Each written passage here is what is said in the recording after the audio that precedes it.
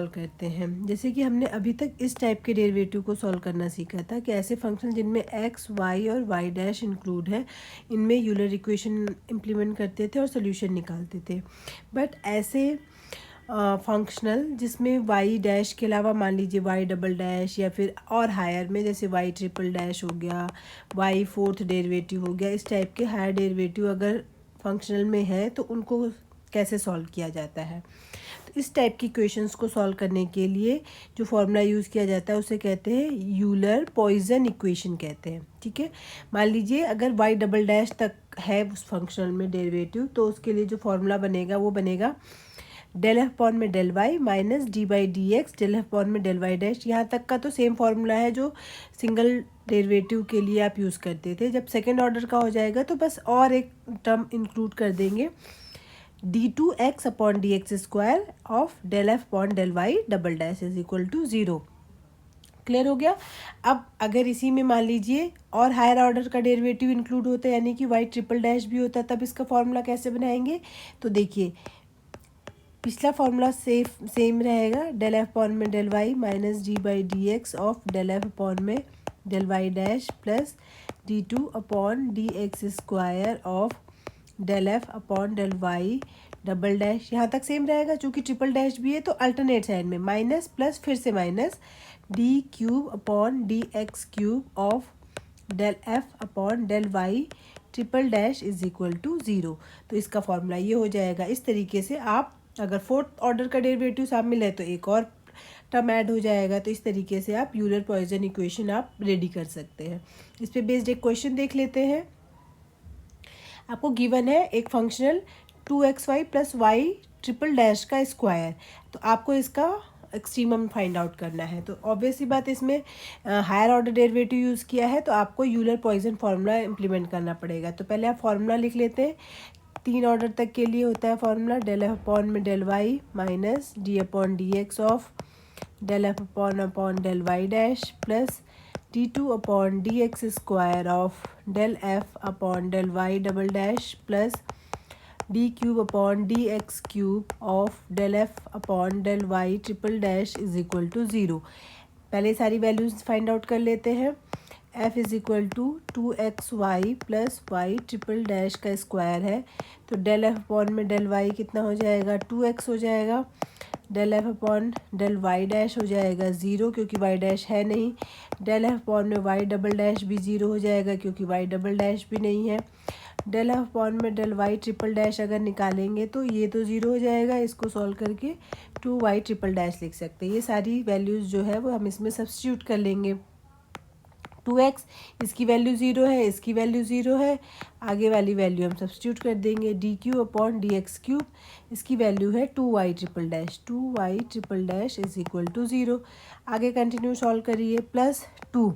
अच्छा 3 टाइम्स इसको डिफ्रेंशिएट करना है, तो एक बार डिफ्रेंशिएट कर ऐसे कर लीजिए, साइड में कर ले रहे हैं, इसको शॉर्ट में इस तरह से लिख दिया। इसमें अगर एक बार डिफ्रेंशिएट करेंगे तो आपको पता है फोर्थ टाइम डेरिवेटिव बनेगा, फिर से एक बार और डिफ्रेंशिएट करेंगे तो फिफ्थ टाइम डेरिवेटिव बनेगा, और फिर से एक बार डिफ्रेंशिएट करेंगे तो कहाँ तक डेरिवेटिव जाएगा, सिक्स टाइम डेरिवेटिव जाएगा। तो 3 बार डिफ्रेंशिएट करने पर ये बनेगा सिक्स टाइम तक डेरिवेटिव इक्वल टू ज़ीरो।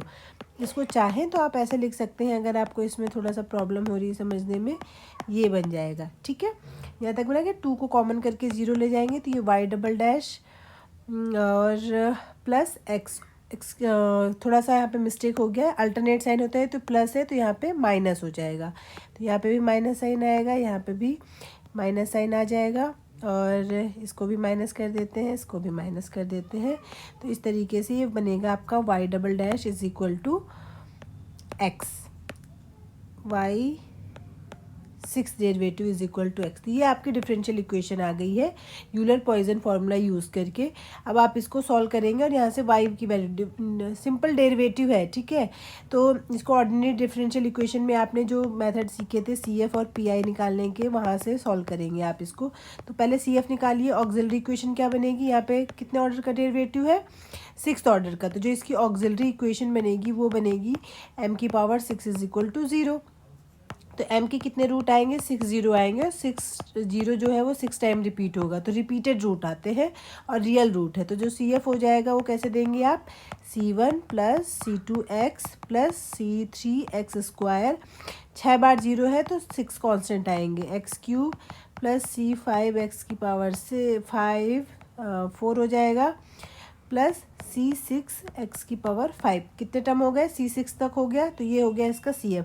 अब PI कैसे निकालेंगे, PI निकालने के लिए 1 अपॉन में इसको D से रिप्लेस कर लेते हैं, D की पावर 6 इंटू एक्स। अब 1 अपॉन D का मतलब डिफ्रेंशिएशन, 1 अपॉन D का मतलब इंटीग्रेशन, यानी इस x का 6 बार इंटीग्रेशन करना पड़ेगा।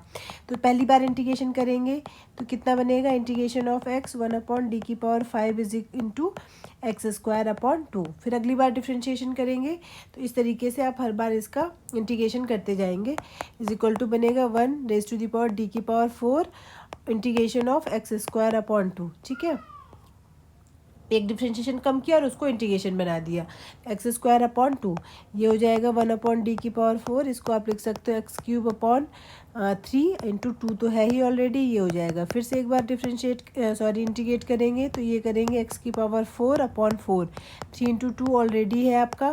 फिर एक बार और करेंगे, D स्क्वायर हो जाएगा, इंटीग्रेट करेंगे तो ये बनेगा आपका x की पावर 5 अपॉन 5 और 4 into 3 into 2, 1 more time x की power 6 into 5 into 4 into 3 into 2, और एक लास्ट टाइम इंटीग्रेट करेंगे तो x की power 7 upon 7 into 6 into 5 into 4 into 3 into 2।